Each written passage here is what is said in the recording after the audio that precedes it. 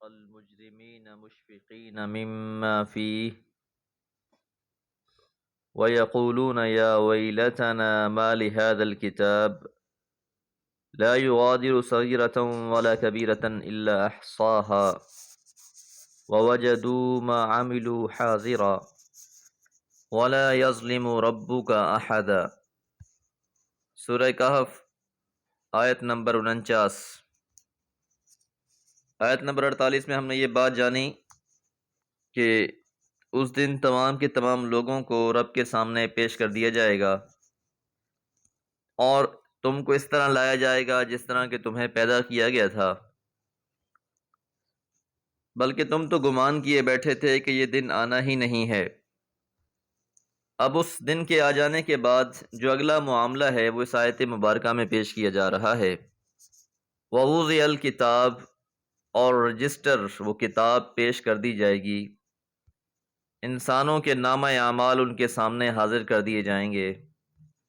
کچھ لوگوں کو نامہ اعمال دائیں ہاتھ میں ملے گا، اصحاب الیمین کہلائیں گے، اور کچھ اصحاب الشمال ہوں گے کہ جن کے بائیں ہاتھ میں نامہ اعمال تھما دیا جائے گا۔ فَتَرَى الْمُجْرِمِينَ، پس تم دیکھو گے مجرموں کو، مشفقین، ڈرے ہوئے ہوں گے، مما فیہ، جو کچھ ہے اس نامہ اعمال میں، کہ دنیا میں کیے ہوئے سارے کالے کرتوت بڑی تفصیل کے ساتھ اس میں شامل کر دیے گئے ہیں، اور یہ معاملہ اتنا باریک بینی سے کیا جائے گا۔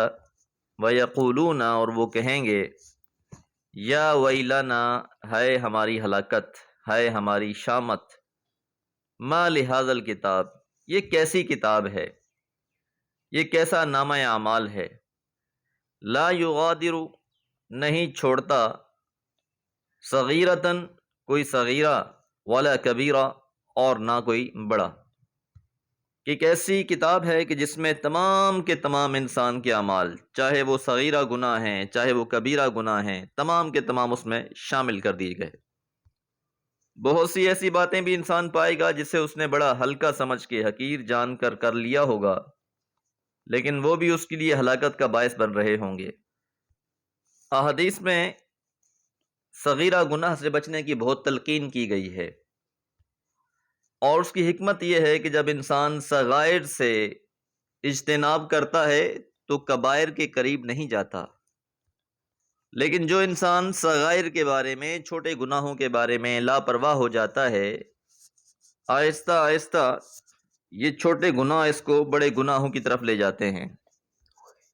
تو یہ انسان کہے گا کہ نہ کوئی چھوٹا گناہ نہ کوئی بڑا، الا احصاها، مگر اس میں شمار کر دیا گیا ہے۔ اور آج کل تو ہماری ایک روٹین سی بن گئی ہے کہ جہاں بیٹھنا ہے دوست یاروں کے ساتھ کوئی نہ کوئی جملہ کہہ دینا ہے، کسی پہ تنقید کر دینی ہے، کسی کی دل آزاری کر دینی ہے، کسی پہ کوئی طنز کر دینا ہے، کسی کی کوئی کمی اور کوتاہی پر اسے تانا دے دینا ہے، کسی کے عیبوں کا مذاق اڑانا ہے، باتوں باتوں میں کسی کی تذلیل کر دینی ہے۔ ایسے بے شمار معاملات ہیں ہماری زندگی میں جسے ہم کہیں شمار ہی نہیں کرتے، لیکن اللہ کے ہاں وہ سارے کے سارے لکھے جا رہے ہوتے ہیں۔ کل کلمۃ تخرج من فم الانسان تکتب، ہر وہ بات جو انسان کی زبان سے نکلتی ہے لکھ لی جاتی ہے۔ قل الخیر واسمت، کہو تو اچھی بات کہو ورنہ خاموش رہو۔ روز قیامت لوگوں کو چہرے کے بل چلایا جا رہا ہوگا، اور اس کی وجہ ان کی زبانوں کی کمائی ہوگی۔ وَوَجَدُوا، اور وہ پائیں گے، ما عملوا، جو انہوں نے عمل کیا تھا، حاضرہ، موجود، تو اپنے اعمال کو اپنے سامنے پائیں گے۔ گویا زندگی کی ایک ویڈیو بنائی جا رہی ہے اور سارے کے سارے عمل اس میں کیپچر کیے جا رہے ہیں، تو یہ انسان اپنے ان اعمال کو سامنے کرتے ہوئے دکھایا جائے گا۔ شواہد اتنے ہیں ہمارے خلاف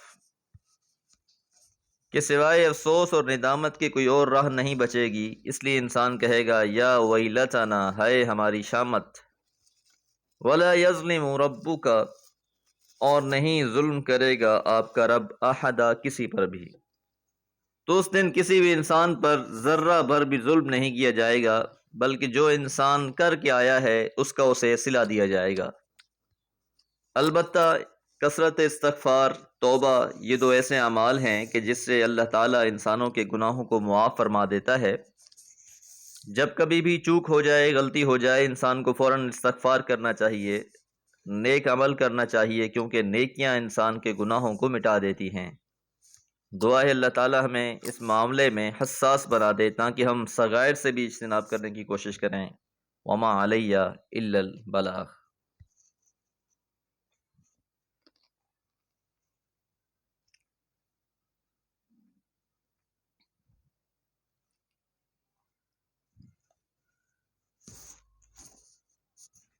اعوذ باللہ من الشیطان الرجیم، بسم اللہ الرحمن الرحیم۔ وَإِذْ قُلْنَا لِلْمَلَائِكَةِ اسْجُدُوا لِآدَمَ فَسَجَدُوا إِلَّا إِبْلِيسَ كَانَ مِنَ الْجِنِّ فَفَسَقَ عَنْ أَمْرِ رَبِّهِ أَفَتَتَّخِذُونَهُ وَذُرِّيَّتَهُ أَوْلِيَاءَ مِنْ دُونِي وَهُمْ لَكُمْ عَدُوٌّ بِئْسَ لِلظَّالِمِينَ بَدَلًا مَا أَشْهَدتُّهُمْ خَلْقَ السَّمَاوَاتِ وَالْأَرْضِ وَلَا خَلْقَ أَنفُسِهِمْ وَمَا كُنْتُ مُتَّخِذَ الْمُضِلِّينَ عَضُدًا۔ سورہ کہف آیات 50 اور 51۔ وَإِذْ قُلْنَا، اور جب ہم نے کہا، لِلْمَلَائِكَةِ فرشتوں سے، اسجدو سجدہ کرو، لِآدَمَ آدم کے لیے، فسجدو پس سجدہ کیا، الا مگر ابلیس ابلیس کے۔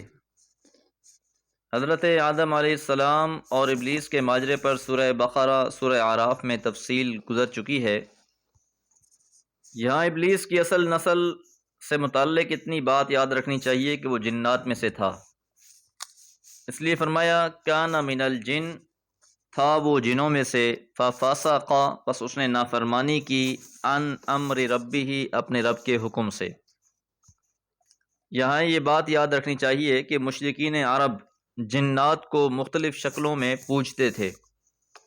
وہ ہر وادی اور ہر پہاڑ کے الگ الگ جن اور بھوت مانتے، ان کے لیے نذرانے چڑھاتے، انہیں خوش رکھنے کے لیے مختلف جتن کرتے، اور بعض جنوں کو تو وہ اتنا خطرناک سمجھتے کہ بدقسمت لوگ اپنی اولاد تک قربان کر دیتے۔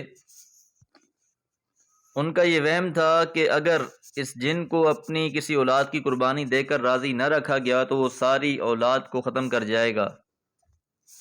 تو یہاں خاص طور پر مشرکین مکہ کو یہ بات یاد کرائی جا رہی ہے کہ شیطان دو جنوں میں سے تھا، اس نے اللہ تعالیٰ کی نافرمانی کی، اور آج تم اس کو اپنا دوست بنائے ہوئے ہو۔ افتتخذونہ، کیا تم بنا لیتے ہو اسے، وذریتہ اور اس کی اولاد کو، اولیاء دوست، من دونی میرے سوا، کہ آج تمہیں محمد الرسول اللہ صلی اللہ علیہ وسلم سیدھی راہ پر لانے کے لیے کوشش کر رہے ہیں، قرآن مجید پڑھ کر سنا رہے ہیں، لیکن تم اس راہ راست پر آنے کے بجائے الٹا شیطان کے حواری اور دوست بنے ہوئے ہو۔ اور خاص طور پر جو قریش کے متکبرین لوگ تھے، ان کو تنبیہ بھی کی جا رہی ہے کہ تم نے ابلیس اور اس کی ذریت کو اپنا مرجع اور اپنا کارساز مان رکھا ہے، حالانکہ ان کی حیثیت تو یہ ہے وَهُمْ لَكُمْ عَدُوٌّ، وہ تو تمہارے دشمن ہیں۔ ابلیس اور اس کی ذریت اپنی دشمنی انجام دے رہی ہے، اور انسان انہی کو اپنا خیر خواہ سمجھ کے انہی کے ساتھ دوستیاں لگا رہا ہے۔ بئس للظالمین بدلا، برا ہی ہوگا ظالموں کے لیے بدلہ۔ تو یقینی بات ہے جن لوگوں نے شیطان کو، ابلیس کو اپنا دوست بنا رکھا ہے، ان کا انجام بھی پھر اسی کے ساتھ ہونا ہے۔ ما اشہدتہم، اور میں نے نہیں بلایا انہیں، خلق السماوات، آسمانوں کی تخلیق کے وقت، والارض اور زمین کے، ولا خلق، اور نہ تخلیق کے وقت، انفسہم ان کی اپنی۔ اس آیت مبارکہ میں طنزیہ انداز اپنایا گیا ہے کہ ان شیاطین کو اس فیاضی کے ساتھ میری خدائی میں اور میرے حقوق میں شریک بنا لیا گیا ہے حالانکہ میں نے تو آسمانوں اور زمین کو پیدا کرتے وقت ان کو نہیں بلایا تھا، اس مہم میں انہوں نے میری کوئی مدد نہیں کی، اور نہ خود انہی کو پیدا کرتے وقت ان کو دعوت دی تھی کہ ذرا اس کام میں میرا ہاتھ بٹائیں۔ تو جب یہ اللہ تعالیٰ کے کسی بھی کام میں اس کے شریک نہیں ہیں تو پھر اس کی خدائی میں اور اس کی عبادت اور بندگی میں بھلا کیسے شریک ہو سکتے ہیں؟ وما کنتو، اور نہیں ہوں میں، متخذہ، بنانے والا، المضلین، گمراہ کرنے والوں کو، عضدا، دست و بازو، کہ ابلیس اور اس کے کارندے تو اللہ کی مخلوق کو بھٹکا رہے ہیں، اور ایسے جو بھٹکانے والے ہوں، گمراہ کرنے والے ہوں، اللہ انہیں اپنا دست بازو نہیں بناتا۔ تو سمجھانا مقصود یہ ہے کہ شیطان تمہارا دشمن ہے، اور اس شیطان نے تمہارے اعمال کو تمہارے لیے مزین کر دیا ہے، اور تم لوگ اس کے دھوکے میں آ گئے ہو۔ یہ مال و متاع، ساز و سامان، اولاد، دنیا کی زینت، یہ ساری چیزوں نے تمہیں دھوکے میں ڈال دیا ہے، اور شیطان نے اسے بہت ہی مزین کر کے تمہارے سامنے پیش کیا ہوا ہے۔ دعا ہے اللہ تعالی ہم سب کو شیطانی ہتھ کنڈوں سے محفوظ رکھے۔ وما علیہ الا البلاغ۔